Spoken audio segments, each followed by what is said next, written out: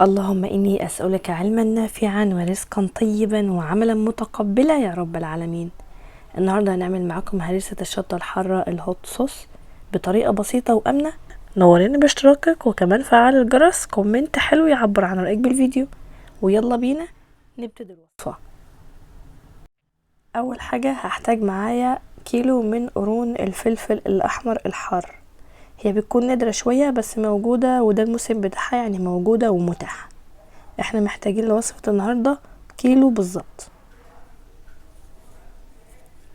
اهم حاجة ان انت تكوني غسلاه كويس جدا.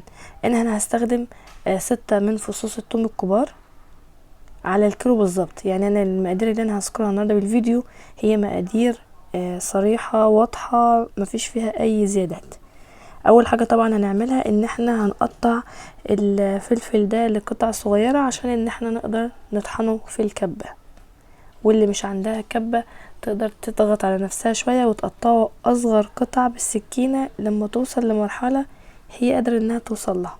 لازم يتقطع قطع صغيرة ناعمة جدا جدا. احنا هنا بقى قطعنا الكيلو كامل. هنبتدي ان احنا نفرمه مع فصوص الثوم، يعني هنحطهم مع بعض وهندهم كده الفرمة واحدة. هتنعمها خالص يعني في الكبة هتنعمها جدا، بس انتبه جيدا ان احنا مش بنضيف اي مادة سائلة، احنا فقط بنسيبها منها فيها، بيكون بالشكل ده. لو انت عايزاها تكون زي المحلات تيبيكال بتنزع البذور منها، بس انا هنا هستخدم البذور عشان نسبة الحرارة تكون اعلى. لكن لو محتاجة انها تكون خفيفة شوية هتنزع البذور قبل ما تتم عملية الفرم عشان تكون في النهاية بالشكل ده.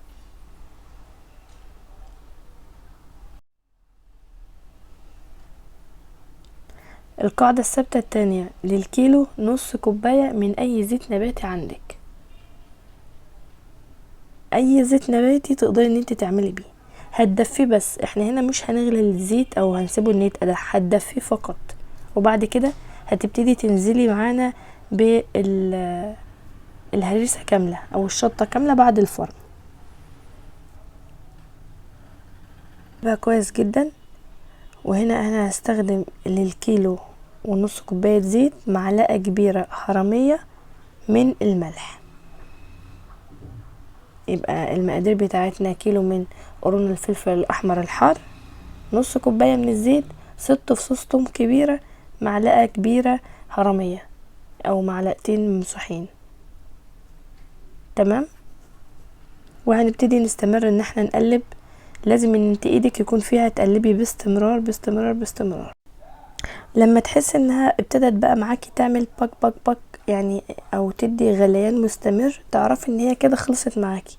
هي مش هتاخد معاكي وقت نهائيا على النار، ولكن راقبي كويس جدا اللقطة الجاية في الشاشة. بصي كويس كده، شايفة هي من الطروف ومن النص كمان باك باك بتعمل كده باك باك باك. دي يعني هي خلصت معاكي. في الحالة دي بتقفلي عليها النار وبتكون في الاخر بالشكل ده.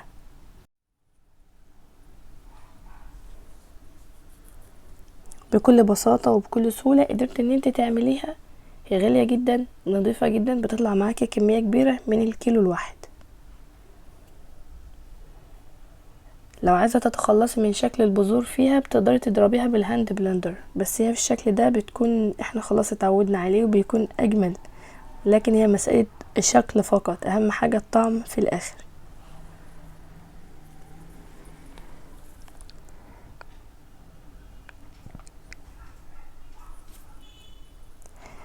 البرطمانات لازم تكون متعقمة ومغسولة وداخلة الفرن عشان اي ميكروبات فيها. ونبتدي بقى ان احنا نعبيها. بتضغطي كده من فوق، يعني بتضغطي عشان تأمني ان هي مضغوطة كويس جدا. الضغط في كل حاجة انت بتعمليها وتخزنيها او بتعمليها وتحضرها يكون عندك بيفرق، لانك كده بتضمني ان مفيش هوا تحته. فده بيكون أأمن لك واحسن لك فكرة ان انت تضغطي.